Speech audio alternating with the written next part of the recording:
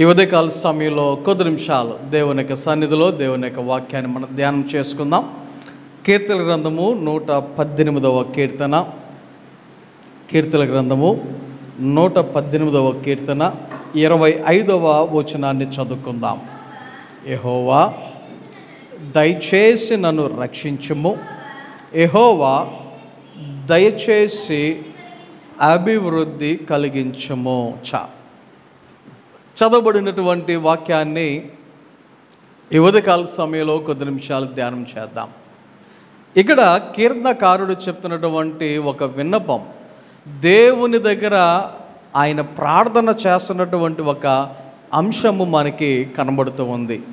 ఏంటిది అని మనం ఆలోచన చేస్తే, ఇక్కడ కీర్తనకారుడు అడుగుతున్నటువంటి ఆ యొక్క మాట, ఒకటి రక్షించుము అన్నాడు, రెండు అభివృద్ధి చేయము అని అడుగుతూ ఉన్నాడు. ఏం చేయాలంటే దేవుడు అభివృద్ధి చేయాలంట. సర్వసాధారణంగా మానవులమైన మనందరికీ ఈ రెండు ఆలోచనలు ఎప్పుడు కలిగి ఉంటాం. ఈ రెండు ఆలోచనలు ఎప్పుడు కూడా కలిగి ఉంటాం. ఏంటది? ఒకటి రక్షింపబడాలి. ఇప్పుడు మానవుని దృష్టిలో రక్షింపబడటం అంటే ఫస్ట్ జనరల్గా ఆలోచన చేసేది ఈ యొక్క శరీరానుసారమైనటువంటి రక్షణ. అంటే ఎక్కడికైనా బయటికి వెళ్తే మనము జాగ్రత్తగా వెళ్ళాలి, జాగ్రత్తగా రావాలి. అందుకనే ఒక పాత సామెత ఉంది కదా, క్షేమంగా వెళ్ళి లాభంగా రండి అనేటువంటి మాట జనరల్గా పూర్వకాలం ఎక్కువగా ఆ మాట వాడేవారు. ఇప్పుడంటే ఆ మాట వాడటం చాలా తక్కువైపోయింది. ఎందుకో తెలియదు కానీ కొంతమంది బిజీ అయిపోయి, కొంతమంది ఎవరి పనుల్లో వాళ్ళు పడిపోయి, ఎలాంటి పరిస్థితులు ఉన్నాయంటే ఏం చేస్తున్నామా, ఎలా ఉన్నామా అనేటువంటి అవగాహన లేకుండానే ఉండేటువంటి పరిస్థితులు కనబడుతున్నాయి. నిన్న మా అంకుల్ ఒక వీడియో పంపించారు. ప్రస్తుత దినాలలో చాలామంది ఫోన్లతో ఎంత బిజీ అయిపోయారో అంటానికి ఒక ఉదాహరణకి ఒక వీడియో పంపించారు. ఆ వీడియో పంపిస్తే అది చూసి చాలా నవ్వుకున్నాను నేను. ఎందుకంటే ఒక వ్యక్తి ఫోన్లో చాలా అంటే చాలా బిజీగా హోటల్కి వస్తాడు. హోటల్కి వచ్చిన తర్వాత ఆ ఫోన్ చూసుకుంటూనే ఉంటాడు. ఒక టేబుల్ మీద కూర్చుంటాడు. టేబుల్ మీద కూర్చున్న తర్వాత ఎంతసేపటికి పిలవడం, వీలు వెళ్ళటం లేదు. ఈ లోపల ఒక సర్వర్ వెళ్ళి, సార్ ఏం కావాలంటే బిర్యానీ అంటాడు తప్ప సర్వర్ను ఏం చూడు, ఆ ఫోనే చూసుకుంటూ ఉంటాడు. ఈ లోపల ఆ యొక్క హోటల్ యజమాని ఏం చేస్తాడంటే సర్వర్ తోటి ఒక పని నువ్వు ఎలా చేయి అని తినేసినటువంటి ఒక ఖాళీ ప్లేట్ ఎవడైతే ఇంతకుముందు తినేసి పక్కన పెట్టారో ఆ ఖాళీ ప్లేట్ ఆడ బెటరా అంటాడు. ఆడ బెటరా అంటే ఆ సర్వరు ఆ ఖాళీ ప్లేట్ తీసుకెళ్ళి వాడు ముందు పెడతాడు కానీ ఆడు ఫోన్ చూసుకుంటూ ఉంటాడు తప్ప ప్లేట్ను కూడా చూసుకోడు. 2 నిమిషాల తర్వాత ఆ యజమాని ఏం చేస్తాడంటే బిల్లు పట్టుకెళ్ళిరా అంటాడు. అక్కడ బిల్లు పట్టుకెళ్ళిరంటే వీడు బిల్లు తీసుకెళ్ళి అక్కడ పెడతాడు. బిల్లు పెడితే ఈ ఫోన్లో మునిగిపోయినోడికి అర్థం కాదు, ఏంటి ఆడు బిర్యానీ తెచ్చాడా, నేను తినేసానా, అప్పుడే అయిపోయిందా, వాడికి ఏం అర్థం కాక బిల్లు ఎంత అనేసరికి అటు బొరగొక్కుని ఇంకా ఏం చేయాలో అనలేక కౌంటర్ దగ్గరకు వచ్చి ఎంత అంటే ఫోన్పే చేసి మరి బిల్లు కట్టేస్తాడు. బిల్లు కట్టి వెళ్ళిపోతున్నప్పుడు గేట్కి వెళ్ళిన తర్వాత ఈ వ్యక్తి అంటాడు, సార్ బిర్యానీ ఎలాగొందంటే చాలా బాగుంది అని చెప్పి వెళ్ళిపోతాడు. సీరియస్గా ఆలోచన చేయండి ఒకసారి. పరిస్థితులు ఈ రోజుల్లో మనుషులు ఎలాగైపోయారంటే బిజీ అయిపోయినటువంటి పరిస్థితి. చిన్న పిల్లలు కూడా ఫోన్ లేకపోతే పాలు తాగలేని పరిస్థితికి వచ్చేసారు. చిన్న పిల్లలు కూడా ఫోన్ లేకపోతే ఆ యొక్క సెర్లాకో ఫారెక్సో ఏదైతే అది తినలేనటువంటి పరిస్థితి. పూర్వకాలం మన చిన్నప్పుడైతే పిల్లలకి భోజనం పెట్టాలంటే అదిగో చందమామ అని చూపెట్టేవారు. మరి ఇప్పుడు ఇదిగో ఫోను అని చూపెట్టవలసినటువంటి పరిస్థితుల్లోకి వచ్చేసాం. ఆలోచన చేయండి, మనిషి తన యొక్క బిజీ లైఫ్లో తన యొక్క సమయం అంతా కూడా ఏదో రకంగా గజిబిజిగా గడిపేస్తూ సమయాన్ని సంతోషించలేక ఆనందించలేక ఉండేటువంటి పరిస్థితులు. ఆలోచన చేయండి, ఈ మధ్య ఎక్కువగా వస్తున్నటువంటి కార్టూన్ ఫోటో ఒకటి వస్తుంది. ఇంతకు ముందేమో పిల్లల్ని ఇంట్లోకి రారా అని చెప్పేసి లాక్కు రావాల్సి వచ్చేదంట. అంటే రోడ్ల మీదే ఆడతాం వాళ్ళు రోజంతా ఆడటమే. ఇప్పుడు ఇంట్లో నుంచి బయటికి లాగాల్సి వస్తున్నాడు. ఒరే బయటికి ఆడుకోరా అని చెప్పి ఎంత చెప్పండి ఇంట్లో నుంచి కదలలేదంట. కారణం ఏంటంటే జనరేషన్లో ఇలాంటి మార్పులు వచ్చేస్తూ ఉన్నాయి. సో మనిషి కోరుకునేది ఏదంటే ఈ లోకానుసారమైనటువంటి రక్షణ, రెండు ఈ లోకములో అభివృద్ధి అనేది సర్వసాధారణంగా కోరుకుంటూ ఉంటాడు. రైట్, మంచిదే, నేను కాదంటలా. ఈ రెండు మనకి అవసరమే. అయితే ఈ యొక్క విషయంలో ఒక్కసారి మనం ఆలోచన చేస్తే ఎప్పుడు రక్షింపబడతాం, ఎప్పుడు అభివృద్ధి చెందగలుగుతాం, ఎప్పుడు మనము రక్షింపబడగలుగుతాం, ఎప్పుడు మనము అభివృద్ధి చెందగలుగుతాం? దీనికి కూడా మన చేతుల్లోనే ఉంది జవాబు. ఒకటి, మన జాగ్రత్తలో మనం ఉంటే రక్షణ అనేది ఎప్పుడు ఉంటుంది. రెండు, మన యొక్క సంపద ఏదైతే ఉందో అది జాగ్రత్తగా మనం వాడుకోగలిగితే అప్పుడు కూడా అభివృద్ధి అనేది మన చేతుల్లోనే ఉంటూ ఉంటుంది. ఇవన్నీ లోక సంబంధమైనటువంటి విషయాలు నేను మీకు చెప్తా ఉన్నాను. అయితే ఆత్మ సంబంధమైనటువంటి రక్షణ, ఆత్మ సంబంధమైనటువంటి అభివృద్ధి అనేది అది ఎలా వస్తుంది మన చేతికి అంటే మనము దేవునిలో ఉన్న విధానాన్ని బట్టి, దేవునిలో ఎదుగుతున్న విధానాన్ని బట్టి, దేవునిలో నడుచుచున్నటువంటి విధానాన్ని బట్టి. ఎందుకంటే ఈ రెండు కూడా, ఈ లోక సంబంధంగా అలాగే ఆత్మ సంబంధంగా, ఈ రెండు విషయాలలో కూడా మనము రక్షింపబడుతూ ఉండాలి, అభివృద్ధి అనేది చెందుతూ ఉండాలి. మన యొక్క జీవితంలో ఈ రెండు ఎప్పుడైతే మనం కలిగి ఉంటామో అటువంటి వారు మరి లోకములో మరి వారు లోకానుసారంగా మంచిగా ఉంటారు, అలాగే దేవునిలో కూడా మంచిగా ఉంటారు అనే వాక్యాన్ని బట్టి తెలియచేస్తా ఉన్నాను. ఈ యొక్క కీర్తనకారుడు చూడండి, రక్షింపబడటానికి, అభివృద్ధి చెందటానికి ఎవరి సహాయం కోరుతున్నాడు? ఎవరిని అడుగుతున్నాడు అంటే దేవునిని అడుగుతూ ఉన్నట్లుగా ఈ యొక్క 25వ వచనములు మనం చదివితే మనకు కనబడుతుంది. ఏమంటున్నాడు? యెహోవా దయచేసి నన్ను రక్షించుము, యెహోవా దయచేసి అభివృద్ధి కలిగించుము. దేవునిని కోరుతూ ఉన్నాడు, దేవునిని అడుగుతూ ఉన్నాడు. దేవా నన్ను రక్షించు, దేవా నన్ను అభివృద్ధి చేయి అని దేవునిని అడుగుతున్నటువంటి విధానం. ఇందులో కూడా ఆయన అడుగుతున్న విధానములో ప్లీజింగ్గా దయచేసి నన్ను రక్షించు, దయచేసి నన్ను అభివృద్ధి పరచు అని అడుగుతున్నట్లుగా దేవుని యొక్క వాక్యములో మనం ఇక్కడ చదువుతూ ఉన్నాం. ఒకటి, ఈ అభివృద్ధి అనేది ఎవరి చేతుల్లో ఉంటుంది అంటే దేవుని చేతిలోనే.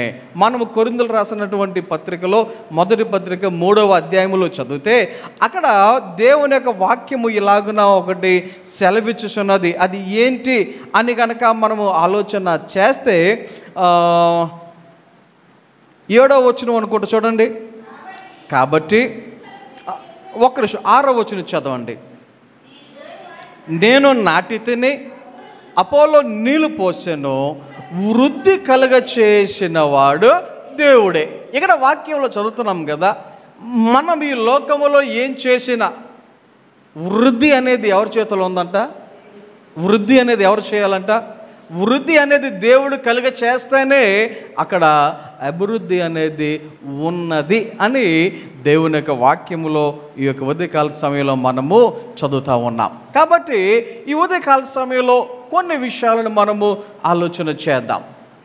మానవులుగా, దేవుని బిడ్డలుగా, విశ్వాసులుగా మనము కొన్ని విషయాలలో అభివృద్ధి అనేది కలిగి ఉండాలి, అభివృద్ధి అనేది పొందుతూ ఉండాలి, అభివృద్ధి అనేది మన యొక్క జీవితంలో కనబడుతూ ఉండాలి. ఇతరులు మనలో ఉన్నటువంటి అభివృద్ధిని వారు గ్రహించగలిగే వారుగా ఉండాలి. చూడండి ఒకసారి, ఫర్ ఎగ్జాంపుల్ ఈ లోకానుసారముగా అభివృద్ధి చెందేటువంటి వారు ఎవరైనా ఉంటే అది ఇతరులకు చాలా అంటే చాలా ఈజీగా కనబడుతూ ఉంటుంది.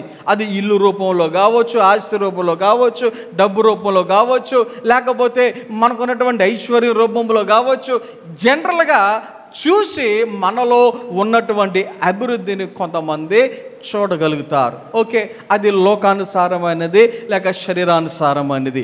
అయితే ఆత్మ సంబంధమైనటువంటి అభివృద్ధి ఎలా కనబడుతుంది? ఆత్మ సంబంధమైనటువంటి అభివృద్ధి ఇతరులు మనలో ఎలా చూడగలుగుతారు, ఏ విషయంలో వారు మనలో అభివృద్ధిని చూడాలి, ఈ యొక్క ఉదయకాల సమయంలో కొన్ని విషయాలను మనము ఆలోచన చేద్దాం. ఇక్కడ మీకు ఒక ఎగ్జాంపుల్, ఒక వ్యక్తిని మరి మీకు జ్ఞాపకం చేయాలని ఆశపడుతున్నాను. రాజుల 2వ గ్రంథము 4వ అధ్యాయంలో మనం చదివితే, రాజుల 2వ గ్రంథము 4వ అధ్యాయంలో చదివితే అక్కడ ఎలీషా అనేటువంటి ఒక ప్రవక్త మనకు కనబడుతూ ఉంటాడు. ఎలీషా అనేటువంటి ప్రవక్త మనకు కనబడుతూ ఉంటాడు. ఈ యొక్క ఎలీషా గురించి ఆలోచన చేస్తే, ఈయన మరి ఏలియా దగ్గర నుండి శిష్యరికము తీసుకొని దేవుని యొక్క పరిచర్యలో ఆయన మరి ముందుకు వెళుతున్నటువంటి, కొనసాగుతున్నటువంటి ఒక ప్రవక్తగా మనము గమనించవచ్చు. ఆ యొక్క ఎలీషా ఏలియాను అడిగినటువంటి ఒక విషయం, ఒక కోరిక ఏంటంటే, నీకంటే నువ్వు ఎంతైతే చేసావో దానికి 2 పాళ్ళు ఆత్మ నాకు కావాలి అని ఆ యొక్క ఎలీషా ఏలియా దగ్గర కోరుకున్నట్లుగా మనందరికీ తెలుసు. ఈ యొక్క ఏలియా యొక్క జీవితంలో ఆయన చేసిన అద్భుతాలలో ఒక అద్భుతాన్ని రీసెంట్గా మరి ఈ నెలలోనో పోయిన నెలలోనో గుర్తులేదు కానీ, మరి కొండలో విషమున్నది అనేటువంటి ఒక అంశము మీద నేను మీకు వాక్యాన్ని కూడా చెప్పడం జరిగింది. అది కూడా ఇదే అధ్యాయములో, రాజుల 2వ గ్రంథములో 4వ అధ్యాయములోనే ఈ యొక్క విషయాలన్నీ కూడా ఉన్నాయి. అయితే అందులో ఇంకొక అంశాన్ని, అందులో మరొక విషయాన్ని నేను మీకు తెలియచేయాలని ఆశపడుతున్నాను. ఏంటి ఆ యొక్క మాట అంటే, 43వ వచనంలో మనం చదివితే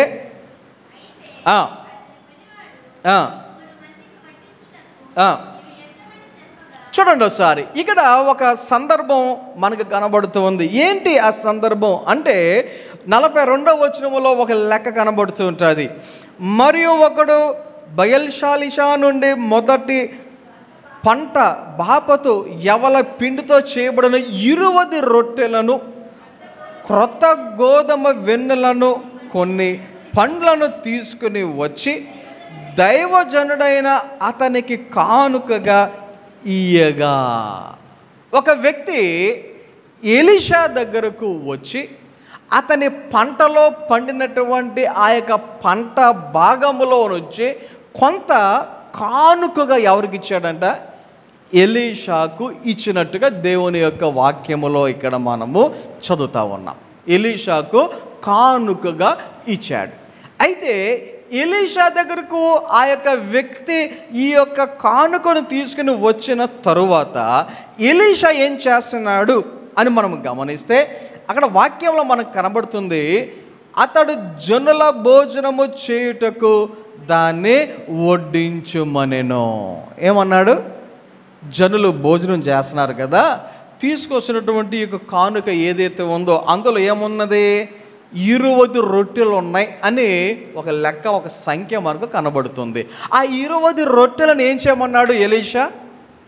భోజనం చేస్తున్న వారికి పంచిపెట్టండి అని అన్నాడు అని వాక్యంలో చదువుతున్నాం. అయితే పనివాడేమంటున్నాడు? 100 మందికి వడ్డించుటకి ఇవి ఎంత? ఆడ ఎంతమంది ఉన్నారు భోజనం చేసేవాళ్ళు? 100 మంది ఉన్నారు. భోజనం చేసేవాళ్ళు ఎంత? 100 మంది ఉన్నారు. గమనించండి, బాగా ఆలోచించండి. భోజనం చేసేవాళ్ళు 100 మంది ఉంటే తీసుకొచ్చిన రొట్టెలు ఎన్ని ఉన్నాయి? 20 ఉన్నాయి. తీసుకొచ్చిన రొట్టెలు 20 ఉన్నాయి. అయ్యా, నువ్వేమో ఈ 20 రొట్టెలు తీసుకొని అందరికీ పెట్టమంటున్నావు, అక్కడ చూస్తేనేమో 100 మంది భోజనం చేస్తున్నారు. ఇవి ఎలా ఎవరికి పెట్టాలి? ఒకరు పెట్టి ఒకరు పెట్టకపోతే తిన్న వాళ్ళు బాగానే ఉంటారు, తినడం వాళ్ళకి పెట్టారు, మాకెందుకు పెట్టలేదని మా మీద గొడవకు వస్తారు కదా అని తినే ఆ యొక్క 100 మందిని చూచి పనివాడు ఇది ఎలా సరిపోతుంది అని అడుగుతున్నట్లుగా దేవుని యొక్క వాక్యంలో మనం అక్కడ చదువుతూ ఉన్నాం. ఆలోచన చేయండి. జనరల్గా ఎక్కువ మంది ఉన్నప్పుడు, ఫుడ్ తక్కువగా ఉంటే ఆ సందర్భంలో ఉండే టెన్షన్ అంత అయిందా కాదు. ఇంట్లో ఎవరైనా ఒక ఫంక్షన్ చేసినప్పుడో, ఒక ప్రార్థన ఏర్పాటు చేసుకున్నప్పుడు, భోజనాల కార్యక్రమం పెట్టుకున్నప్పుడు, ఒక నలుగురు ఐదుగురికి 10 మందికి మిగులుతుంది అంటే అంటే చాలా నిశ్చింతగా ఉండొచ్చు. కానీ ఒక్కరికి సరిపోదు అన్నా కూడా ఆ టెన్షన్ అంత ఎంత ఉండదు కదా. ఇక్కడ 100 మంది ఉంటే రొట్టెలు ఎన్ని ఉన్నాయి? 20 మాత్రమే ఉన్నాయి. ఆ 20 రొట్టెలను ఎలీషా ఏమంటూ ఉన్నాడు?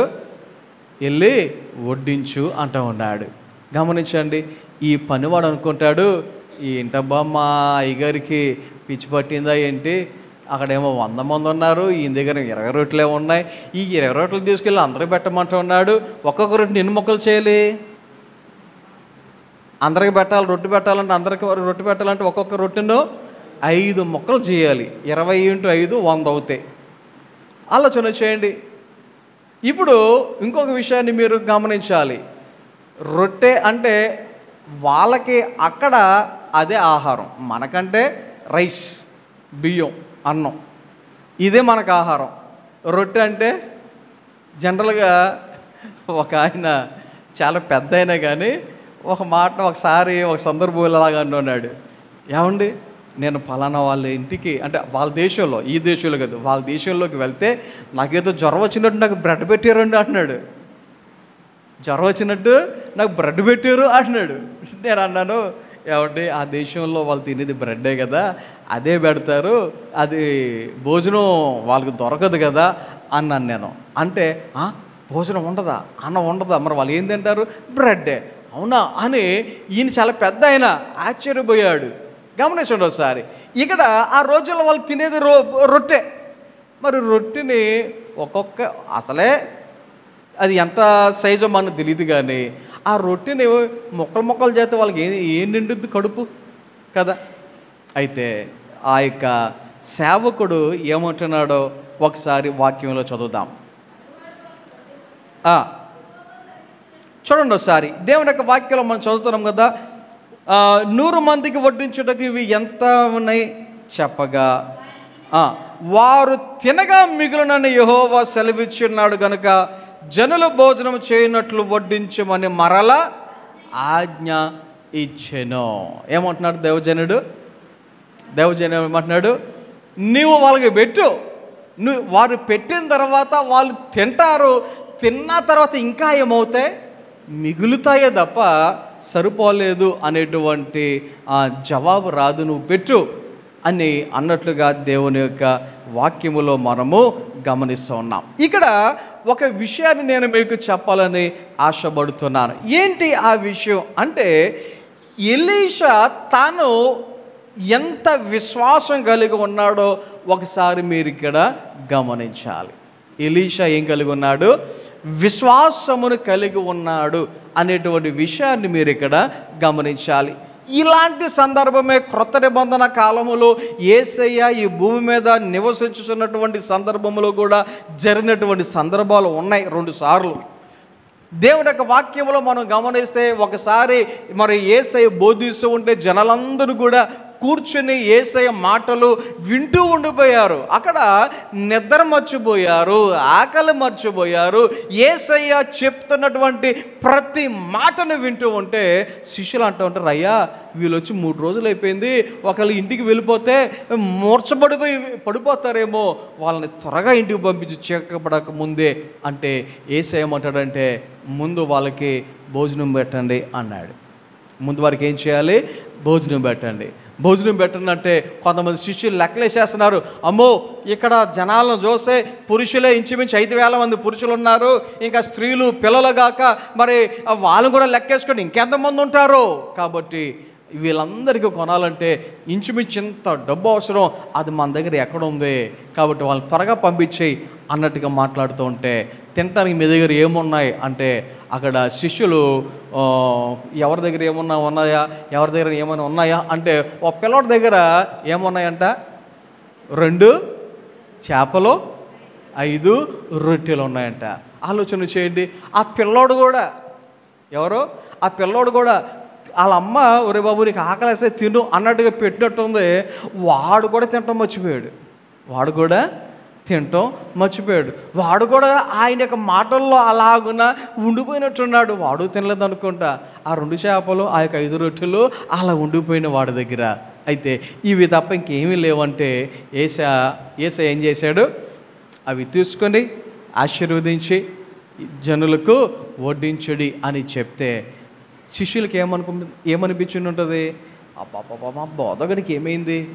ఈ 2 రొట్టెలు, ఈ 2 చేపలు, ఈ 5 రొట్టెలు ఎవరికని పెడతాం? నాగేశ్వరపు అనుకున్నాడేమో. శిష్యుల్లో ఒకలో ఇవి నాగేశ్వరపు అనుకున్నాడేమో. కానీ ఇవ్వటం ప్రారంభిస్తూ ఉంటే అక్కడ వాక్యంలో మనకు కనబడుతుంది, అందరూ తిని తృప్తి పొందిన తర్వాత ఇంకెన్ని మిగిలినాయి అంట? 12 గంపలు మిగిలినాయి అంట. ఎన్ని మిగిలినాయి? 12 గంపలు మిగిలినాయి అంట. ఆలోచన చేయండి ఒకసారి. ఎలా సాధ్యం?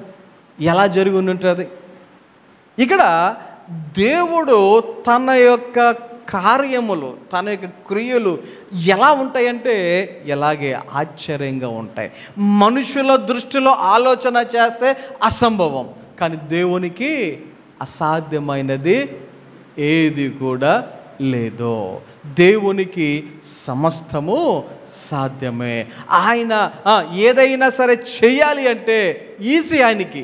మనకంటే కష్టం, మనకంటే సాధ్యం కాకపోవచ్చు, మనకంటే అమ్మో ఎలాగా అనేటువంటి అనుమానాలు మనకుంటాయి. కానీ దేవునికి సమస్తము సాధ్యమే. కాబట్టి ఇక్కడ ఎలీషా ఒక మాట, నువ్వు పంచిపెట్టు, అవి ఇంకా మిగిలితే చూడు అన్నాడు.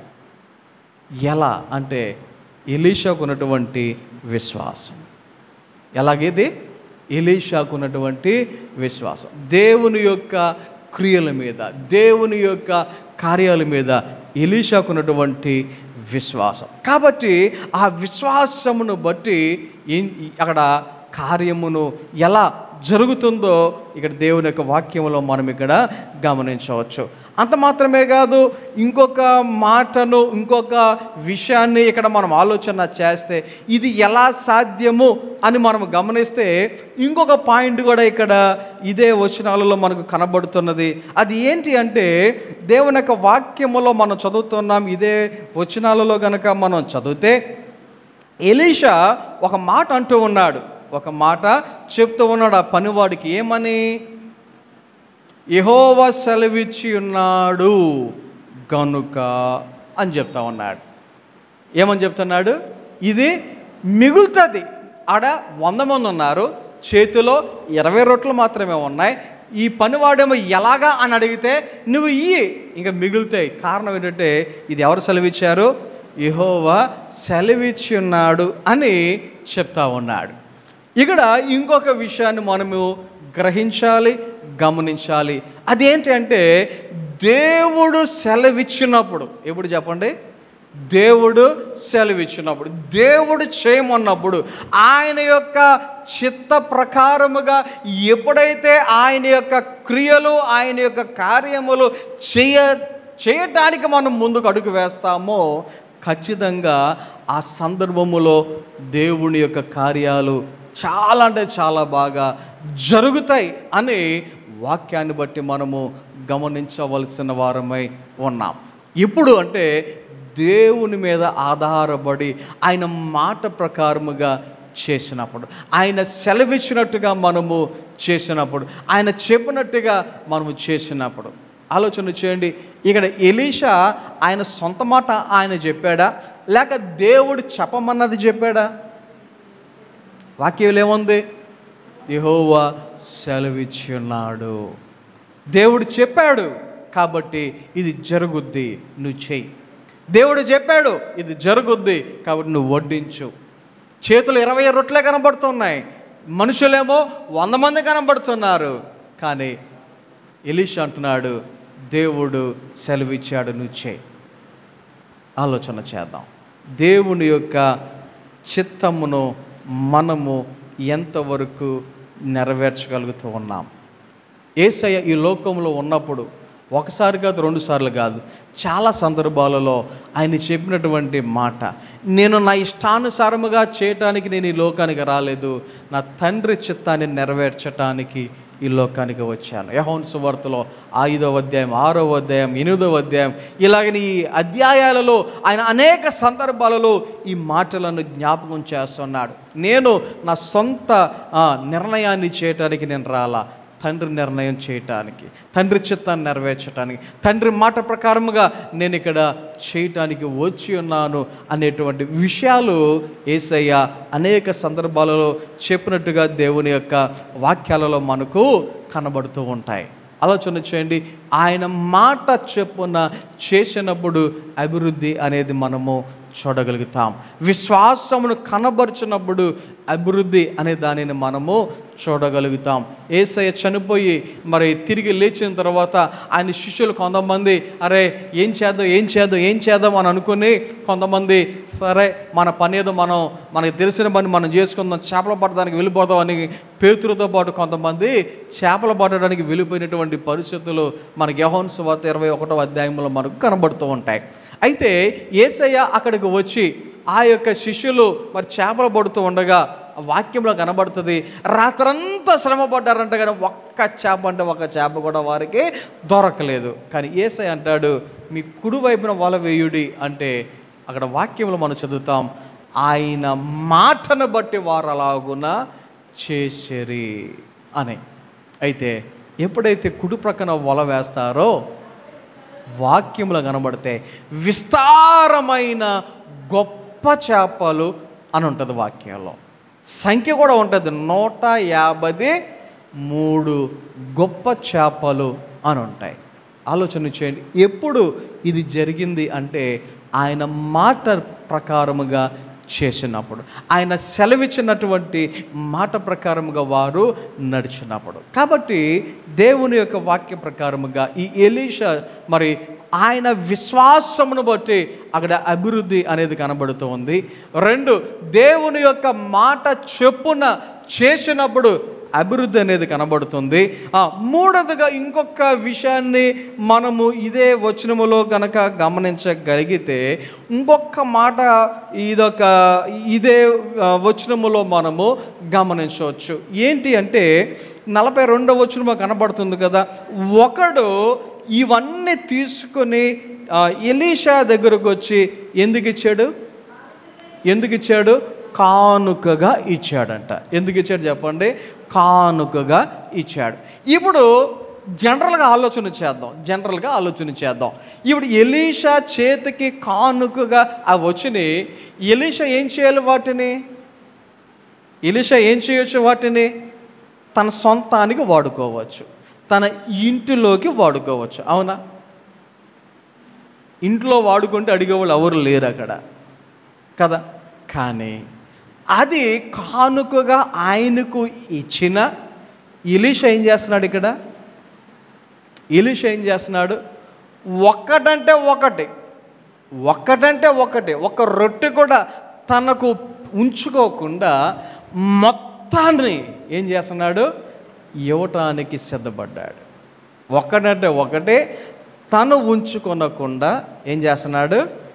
మొత్తం అది పంచిపెట్టడానికి, ఆకలితో ఉన్న వారికి, భోజనం చేస్తున్న వారికి అది ఇవ్వాలి అని ఆయన ఒక నిర్ణయాన్ని తీసుకున్నాడు. ఆలోచన చేయండి, ఇక్కడ ఒక సీక్రెట్, ముఖ్యంగా దేవుని బిడ్డలుగా ఒక సీక్రెట్ ఏంటంటే, మనకి ఏం కావాలో దేవునికి సమస్తము తెలుసు. మత్తయి సువార్త 6వ అధ్యాయంలో ఈ విషయాలన్నీ మనకు కనబడుతూ ఉంటాయి. సో ఆయనకు మొత్తం కూడా తెలిసినటువంటి దేవుడు. ఇంకో మాట కూడా చదువుతాం, రేపటి గురించి మీరు చింతించకుడి.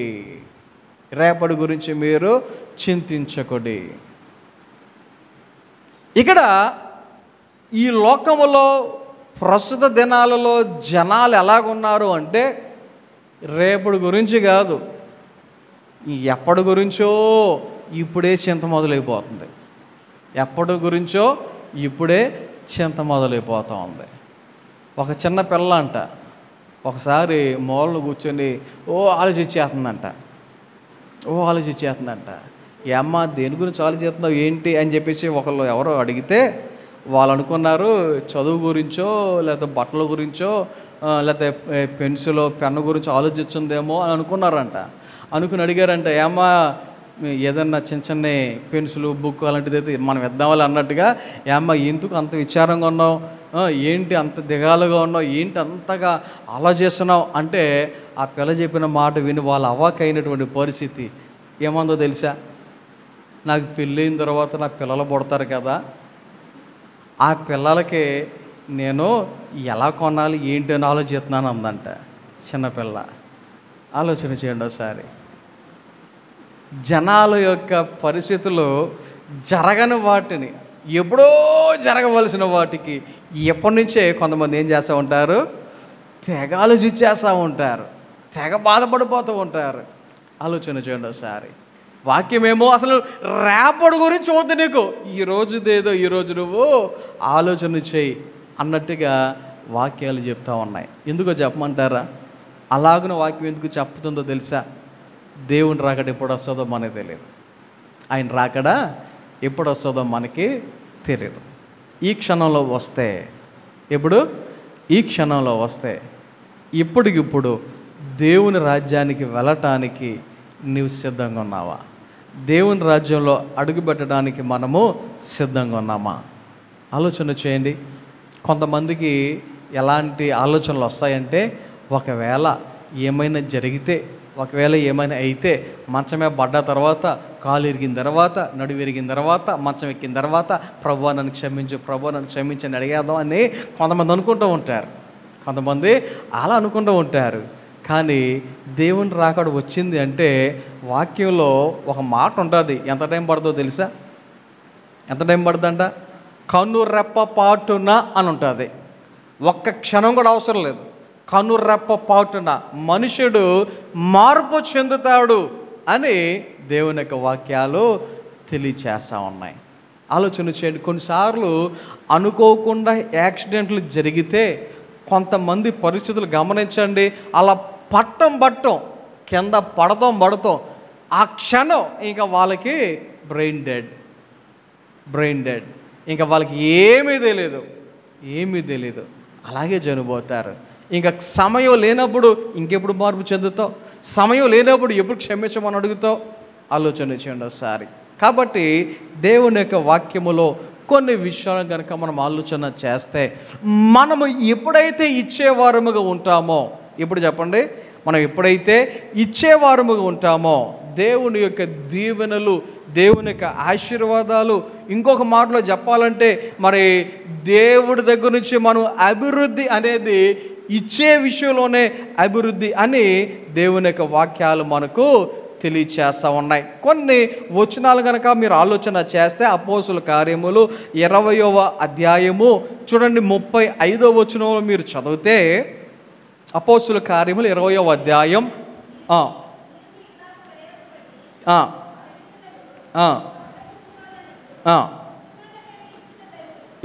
ఏదంట?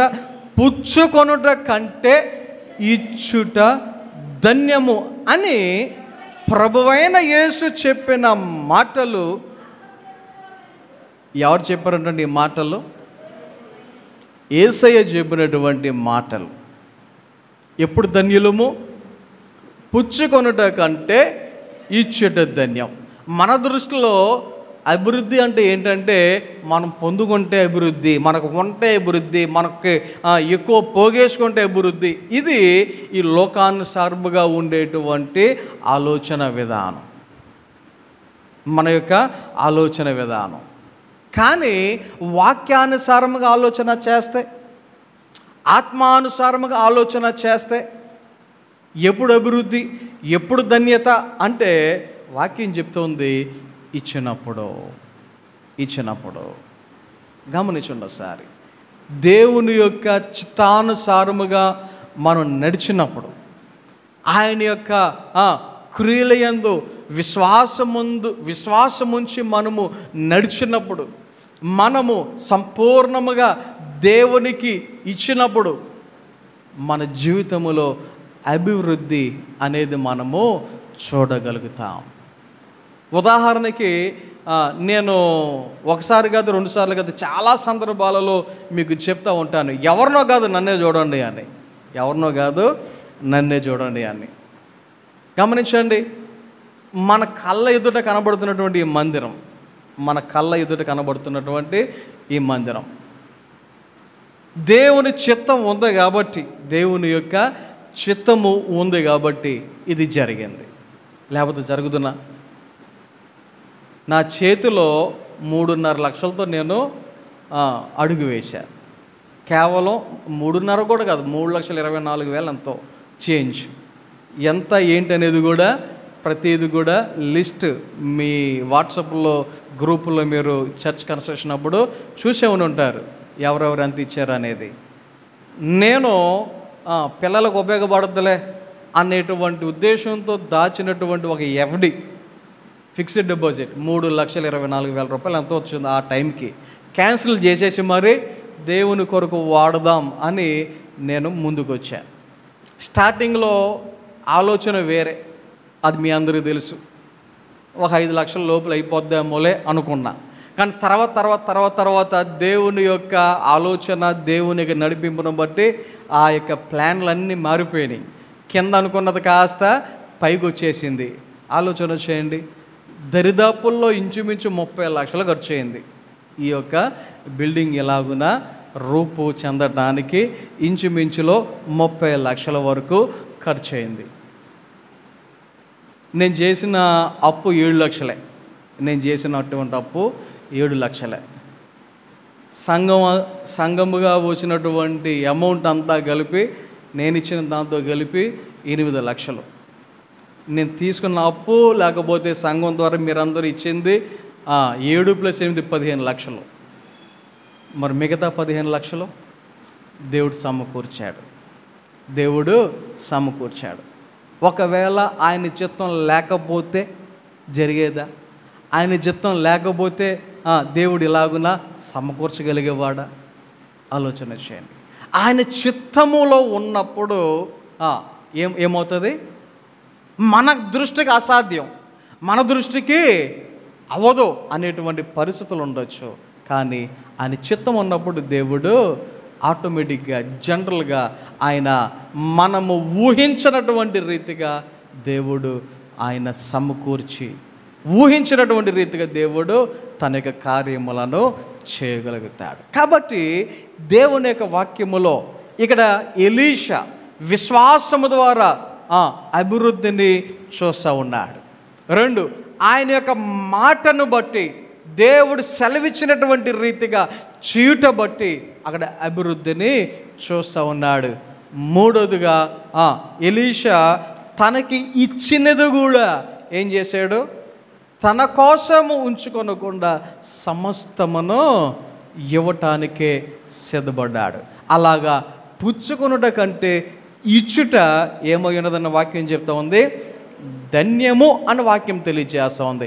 ఇలాగున చేయుట వలన కూడా అభివృద్ధి అనేది మనము చూడగలుగుతాం. దీనికి కూడా ఉదాహరణ నేనే. ఈ విషయం కూడా మీకు ఇంతకుముందు చెప్పినటువంటి సందర్భాలు ఉన్నాయి. మన సంఘము ద్వారా మీరిచ్చేటువంటి ప్రతి కానుకలు నేనేం చేస్తున్నానని చెప్పాను, కొంతమంది సేవకులకు వాళ్ళకి కొంత అమౌంట్ నేను ఇస్తూ ఉన్నాను. ఒక 30 మంది సేవకులు మన సంఘము ద్వారా వారు కొద్దో గొప్ప పోషింపబడుతూ ఉన్నారు.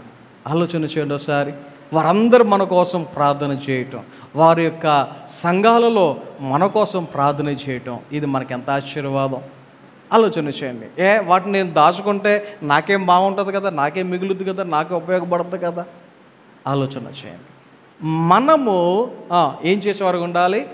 ఇచ్చువారిగా. పుచ్చుకొనుట కంటే ఇచ్చుట ధన్యం. ఎప్పుడైతే అలాగుంటామో మన జీవితంలో మనము అభివృద్ధి అనేది చూడగలుగుతాం. జనరల్గా ఒక వ్యక్తి అభివృద్ధి పొందాలి అని కోరుకుంటూ ఉంటాం. ఒక వ్యక్తి ఏమవ్వాలి? అభివృద్ధి పొందాలని కోరుకుంటూ ఉంటాం. మంచిదే. అయితే ఏ విషయాలలో అభివృద్ధి కావాలి? లోకానుసారంగా, శరీరానుసారంగా, లేకపోతే ఆస్తిపాస్తుల విషయంలో, ఆర్థికపరమైన విషయాలలో అభివృద్ధి అనేది జనరల్గా కావాలి అని మనము కోరుకుంటాం. అయితే ఆత్మీయంగా, ఆత్మీయముగా చూడండి. ఒక వచనం 2 కొరింథీయులకు రాసిన పత్రికలో 8వ అధ్యాయంలో మనం చదివితే అక్కడ 7-8 వచనాలు ఇలాగూ సెలవిస్తూ ఉన్నాయి. మీరు ప్రతి విషయములో అనగా ఎక్కడంట, విశ్వాసమందును, ఉపదేశమందును, జ్ఞానమందును, సమస్త జాగ్రత్త యందును, మీకు మా ఎడలనున్న ప్రేమ యందును ఎలాగూ అభివృద్ధి పొందుచున్నారో అలాగే మీరు ఈ కృపయందు కూడా అభివృద్ధి పొందునట్లు చూచుకొనుడి. ఇక్కడ కొరింథీలో ఉన్నటువంటి సంఘానికి పౌలు గారు చెప్తున్నటువంటి మాట, వారు ఏ ఏ విషయాలలో అభివృద్ధి పొందుతూ ఉన్నారంట? ఒకటి, విశ్వాసమందు అభివృద్ధి పొందుతూ ఉన్నారు. ఓకే, ఒకసారి మన కోసం మనం ఆలోచన చేద్దాం. ఎంతమంది ఎంతవరకు మన యొక్క విశ్వాస జీవితంలో అభివృద్ధి అనేది పొందగలుగుతూ ఉన్నాం? రెండవది, ఉపదేశమందు ఏమవ్వాలంట? మనము అభివృద్ధి చెందువారుగా ఉండాలంట. అంటే ఇతరులకు మనము చెప్పేటువంటి స్థితిలో మనం ఉండాలంట. ఏం చెప్పాలి? కొంతమందికి ఒక పెద్ద డౌట్ వచ్చేసింది, ఏం చెప్పాలి, నేనేం చెప్పాలి? ఆలోచన చేయండి. ఏ తమిళ భాషో, మలయాళ భాషో, లేకపోతే మీకు రాని లెక్కలో వాటి గురించి చెప్పమనేం కాదు ఇక్కడ వాక్యం చెప్పేది. ఉపదేశించండి అంటే ఏం ఉపదేశించాలి? సువార్తను, నీకు తెలిసిన సువార్తను, నీకు తెలిసినటువంటి ఆ యొక్క సువార్త విషయమును ఇతరులకు ఏం చేసేవారుగా ఉండాలి? బోధించేవారిగా ఉండాలి. ఇంకేముంది? జ్ఞానమందును మనం ఏమవుతూ ఉండాలంట? జ్ఞానమందు కూడా అభివృద్ధి చెందుతూ ఉండాలి. అదే సామెత ఉంది కదా, చిన్నప్పుడు బాగానే మాట్లాడేవాడంట, కాకరకాయ అనేవాడంట. చదువుకి పోయిన తర్వాత వాడు ఏమంట మొదలు పెట్టాడు?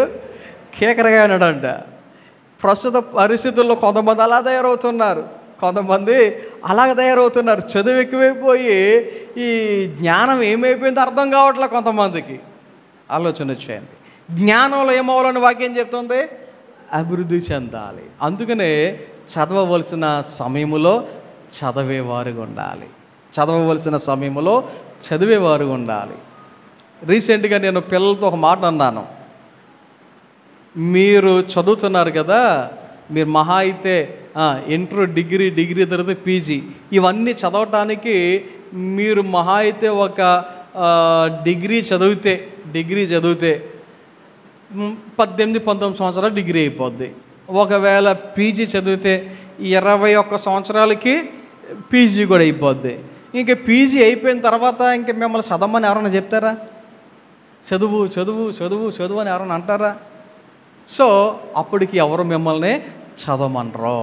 కాబట్టి చదివేదేదైనా ఉంటే ఇప్పుడే చదవండి అని ఒక చిన్న మాట నేను చెప్పడం జరిగింది. ఆలోచన చేయండి.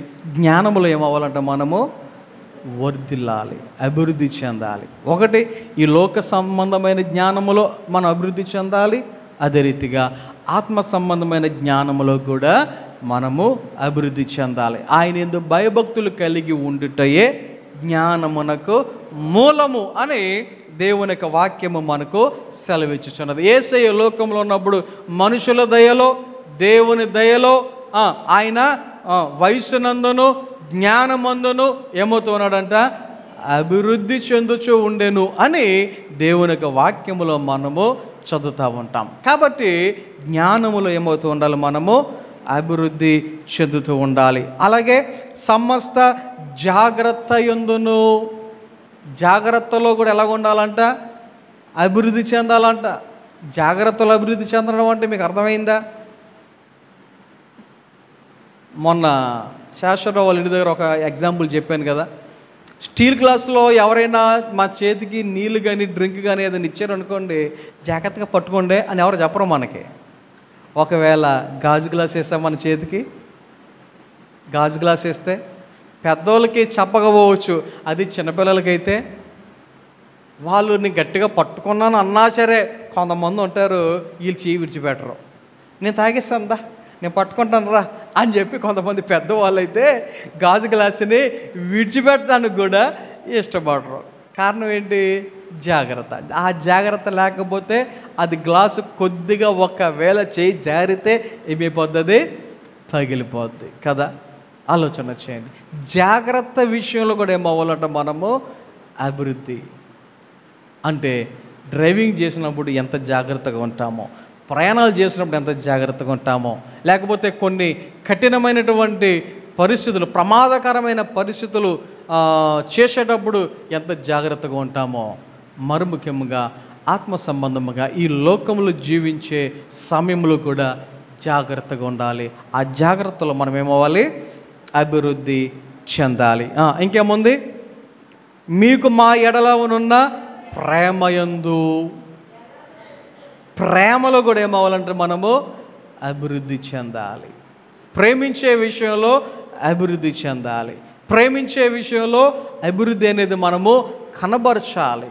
ఈ యొక్క మాటలు చెప్పుకుంటూ వెళ్తే సమయం చాలా అవుతుంది, కానీ నా మాటలు ముగించడానికి ఇష్టపడుతున్నాను.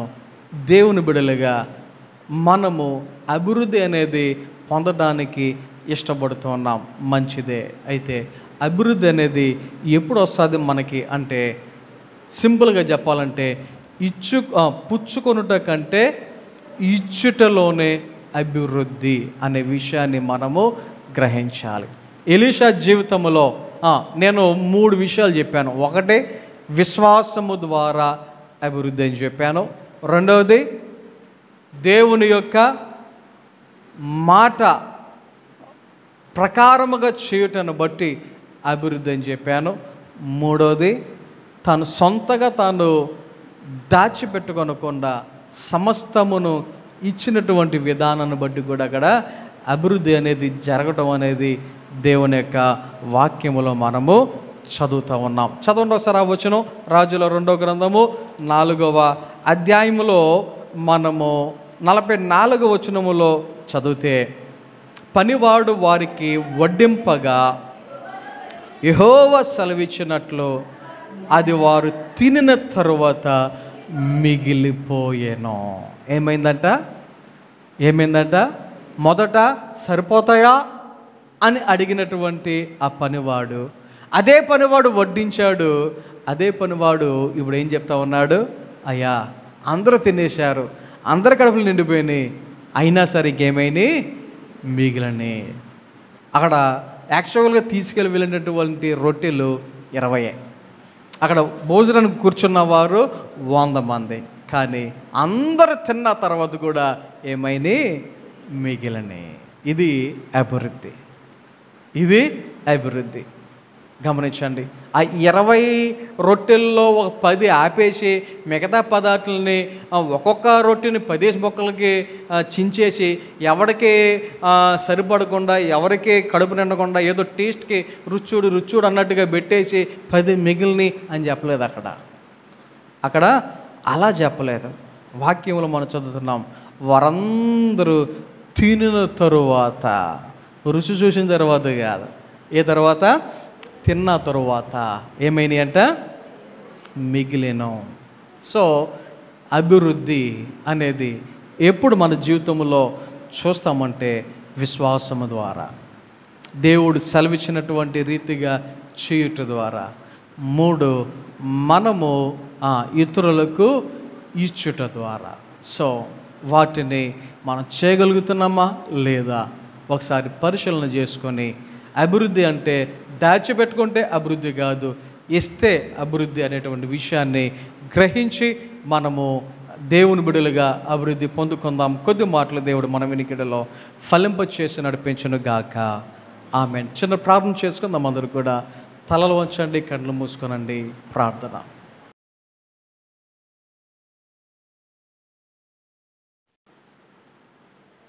పరిశుద్ధుడా, మహోన్నతుడా, గొప్ప దేవా, నీ ఘనమైన నామమునకు వందనాలు, స్తోత్రాలు. ఈ ఉదయకాల సమయంలో నీ బిడ్డలైన మమ్మల్ని అందరినీ ప్రేమించి నీ సన్నిధి నడిపించి, దేవా నీ యొక్క సన్నిధిలో పాటల ద్వారా నిన్ను స్తుతించడానికి, ఆరాధించటానికి, నీ వాక్యాన్ని చదవటానికి, ధ్యానించటానికి, మీరు చేసిన మేలులను బట్టి నీ సన్నిధిలో సాక్ష్యము చెప్పడానికి మీరు ఇచ్చిన అవకాశాన్ని బట్టి వందనాలు. అలాగే ఈ ఉదయకాల సమయంలో దేవా, నీ బిడ్డలమైన మేమందరం నీ వాక్యాన్ని ధ్యానించడానికి మీరు ఇచ్చిన అవకాశాన్ని బట్టి వందనాలు. మనిషి ఎలా అభివృద్ధి చెందుతాడు, ఎప్పుడు అభివృద్ధి చెందుతాడు అనేటువంటి విషయాలను మేము కొన్ని ధ్యానం చేసి ఉన్నాం. దేవా, ఆ యొక్క విన్న వాక్యాన్ని మా హృదయాలలో భద్రపరచుకునటానికి సహాయం దయచేయండి. అలాగే దేవా, ఈరోజు నీ సన్నిధికి నీ బిడ్డలైన మేమందరం వచ్చి దేవా నీకు సమర్పించిన కానుకలను అర్పణములను మీరు స్వీకరించమని దేవా ప్రతి ఒక్కరిని 100 20 30 ఫలింపచేయమని ప్రార్థన చేయించున్నాం. ఈ వారంలో జరగబోయే పనుల్లో, కార్యక్రమాలలో, ప్రయాణాలలో, ఆరోగ్య విషయాలలో అందరికీ సహాయం దయచేసి నీ మేలులతో నింపి దేవా ఈ యొక్క ఉదయకాల సమయంలో నీ సన్నిధి విడిచి మా గృహాలు వెలుచు ఉండగా నీ మెండైన దేవునులతో ఆశీర్వాదంతో నింపి మీరే మహిమ ఘనత ప్రభావాలు పొందుకొనమని యేసు నామమున ప్రార్థన చేయించు నాము తండ్రి, ఆమేన్. మన తండ్రి అయిన దేవుని ప్రేమ, కుమారుడైన యేసుక్రీస్తు వారి కృప, పరిశుద్ధాత్మక నిన్ను సహవాసము, సహాయము, కాపుదల, నడిపింపు ఇప్పుడు ఎల్లప్పుడు ఆయన బిడ్డలైన మనందరకు సదాకాలము తోడే నడిపించును గాక. ఆమేన్.